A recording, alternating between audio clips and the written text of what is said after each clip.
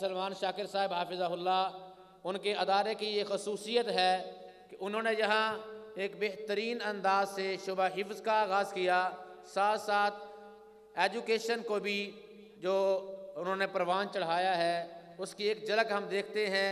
आपके सामने अल फलक इस्लामिक सेंटर का तालिब इल्म फरहान अज़ीज़, मैं उसको माइक पर दावत देने जा रहा हूँ। वो आपके सामने तकरीर करेगा इंग्लिश ज़ुबान के अंदर। फरहान अज़ीज़। Honorable guests, respected teachers, and my dear friends, Assalamu alaikum. Today I would like to give a speech on responsibility and hope that all the teachers and students sitting in the tent audience will get to learn something from it. Responsibility means a duty or obligation to complete a task, which can be either assigned by someone or even may have been created out of our own commitments and circumstances.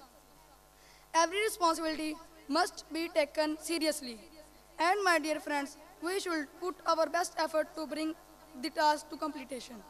The sense of responsibility should be inculcated since the teenage year,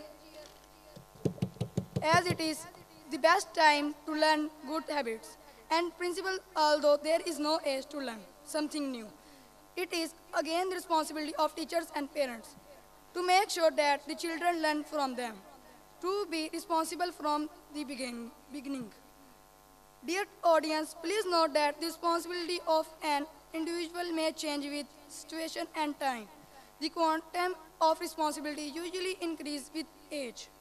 A student is responsible for his academics and curricular activities, to help his parent at home, to set a good example for his younger sibling or junior at school, to be responsible toward the society and nation and begin a responsible citizen.